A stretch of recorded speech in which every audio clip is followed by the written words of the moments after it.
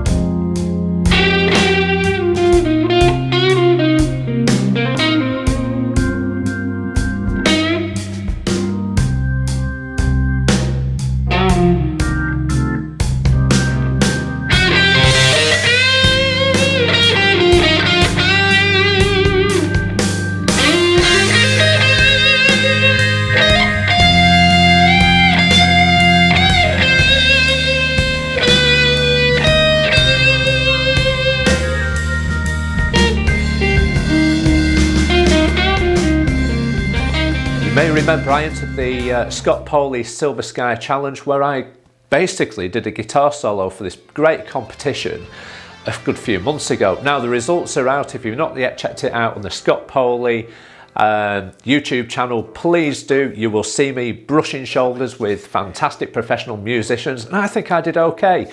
Guys, I didn't win, but it was a great experience. It certainly was. But congratulations to Sarah Jury, who was a fantastic pedal steel player.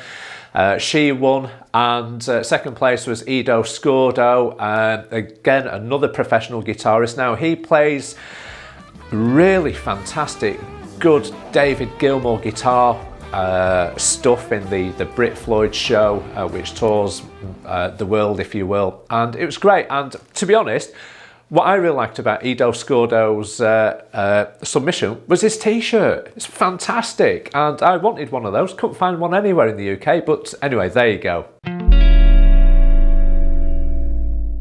The Northwest Guitar Show. Now, I went there with a few chums of mine, namely Rob, Norman and Jim. We all flew down there in Norman's Tesla, and I tell you what, we had a great day out. The place was busy, Haydock Racecourse.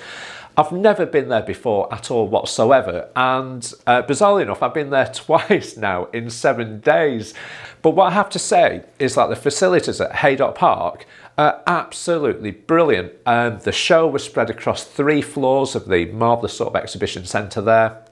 I really suggest you get down there next year and just have a wonderful, marvellous day out, just looking at fine instruments and talking to enthusiasts. Now, there are 2 traders there that day that really caught my eye.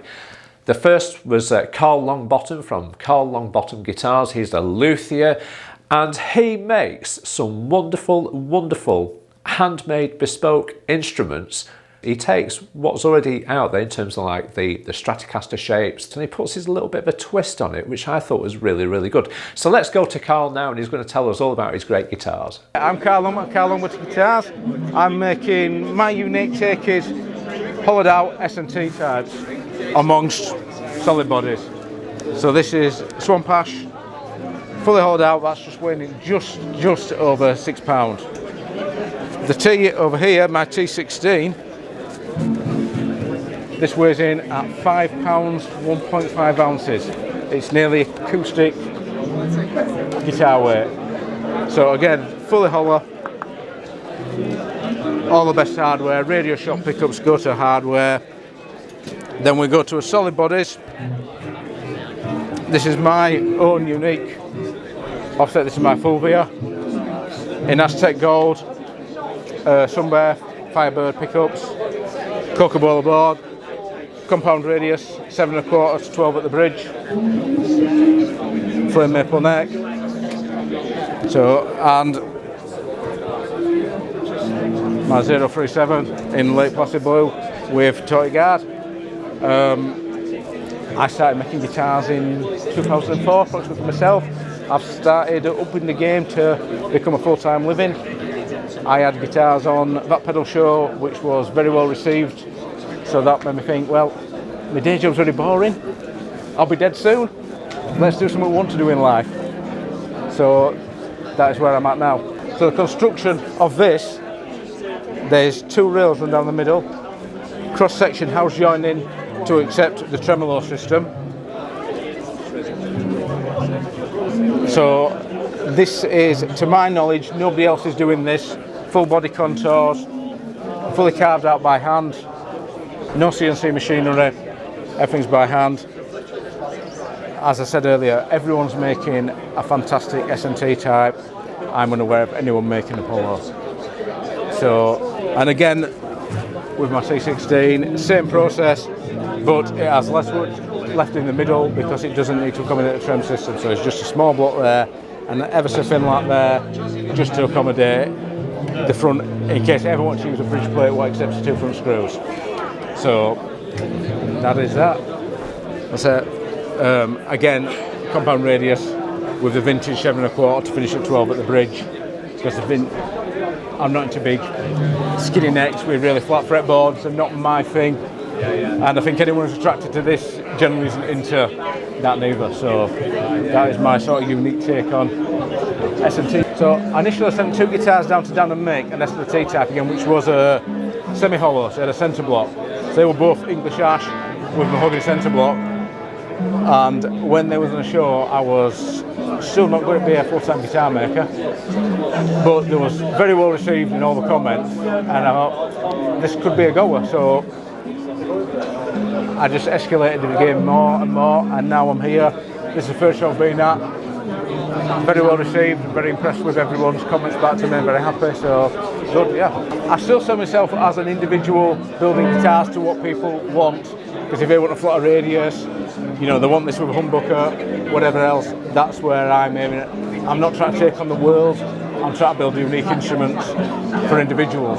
I'm starting, my 037 starting at £1,800, up to 3,200 for the S4.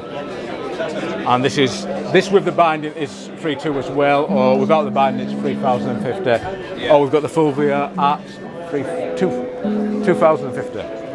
So, but everything's top hardware, Karl hand bridges, wood tone, ABMs, radio shop, Sunbear pickups, etc, etc. Oil and paper caps, CTS pots, etc, etc. So they're all made with all the best parts you can buy. I tell you what, I had a cracking time with Karl Longbottom. He is the Guy Martin of the guitar world. I'll tell you, he is, without a doubt. He is Guy Martin, but in the guitar luthiers world. And I'm just looking at my notes now, and there was one guitar which really caught my eye, which was a single pickup P90 guitar, which is based on the Gibson Les Paul Junior, and he calls it the 037. And I tell you what a great guitar. And lake placid blue, ebony fretboard, mother of pearl inlays, radio shop pickups. It's got all the top hardware on there, guys. And that guitar starts at £1,800. Speak to Karl himself, he will work around what you want from a fine instrument. And you've seen from the video there, he produces, I tell you what, I was just mesmerised with his workmanship, and what I might try and do at some stage is actually work with Karl and produce a video about how he makes these guitars, because I think that you found that really interesting. For me, I would have the 037 guitar in Aztec gold, and yeah, £1,800, am I tempted? Yes, I am. We swiftly move on to Ben Morgan of the Gear Garage. Now, what attracted my attention was his 3 vintage Gibson Les Pauls. Now, I'll let you listen to Ben. Hi, I'm Ben from the Gear Garage. These are 3 of my vintage Gibson Les Pauls showing you here today. This one is a 1952, so first year of the Les Paul. It's not one of the earliest ones because they didn't have binding, but it's somewhere in the middle because it doesn't have the Les Paul logo on the top. I bought this one along with that one in Bath from Vintage and Rare. Little stories behind it, I guess. This one was picked up, it was found in Chicago at an auction by the CEO of Chicago Music Exchange. He then replaced the bridge with this wraparound one that you see today, because it's obviously not got the original one on, which was a bar with strings wrapped underneath. It was very unplayable and weird, and that's why they went to that one later on. But yeah, he did that, got it refretted, things like that. Other than that, it's all original. Has a weird knot in the side of this one as well, which shows you that the quality control was even a thing back in the 50s. So yeah, then that was brought back from Chicago to here, which is when I ended up with it in Bath. This one, also again from Instrument in Bath, is 54. It's been refinished all over. It was actually an even rarer all gold Les Paul, which would mean it would be worth about 5 times the value that it actually is now. But back in the day, apparently the story I heard was the guy was an overly sweaty gentleman who had it, and the paint on the back obviously started to go green like they do, and he didn't like that. So at some point, I'm guessing in the 60s, he got it all stripped and refinished. I don't know whether it was done at the factory, do not know where it was done. Been a long time ago, and it is what it is now. This one was then owned by Nigel from Bush, the band Bush, if anybody knows them. Very famous in the 90s, and now still. And he actually put this in his shop to try and buy this, but unfortunately I came along and I bought them both at the same time. So yeah, so and then onto that's a 55 Gibson Les Paul Junior. That's again a full refin. It was done by Clive Brown, a famous refinisher who does relic jobs on guitars. It was owned, from what I know, it was by Angus Young's Guitar Tech owned it, who had it all refinished and redone. Unfortunately then I heard that he passed away, and it went into an auction, Gardner Holgate's auction in Bath, and that's where a friend of mine picked it up and I bought it from them. So that's my vintage Les Paul collection, and I love them. Okay, thanks to Ben there for showing his marvellous instruments. What Ben does, he's got a genuine passion for collecting vintage guitars. Now, how he manages to do that, what he will do is he'll buy guitars, he will sell guitars, and the money that he makes from those sales, he will indulge in his passion, and that is exactly what you've seen there. So check out his webpage, it's called The Gear Garage, he's in Leicestershire, and check him out, it's well worth having a look. Really nice chap as well, so, but yeah. So that brings us to the end of this edition of Gigs and Guitars, which I hope you enjoyed. I really love the Northwest Guitar Show, and for me that was just a great day out. My mates enjoyed it as well too, which was really good. So if you have enjoyed this edition, please give me a like, subscribe, hit me the bell icon, which is what it's all about, and there's always time in the day for a brew.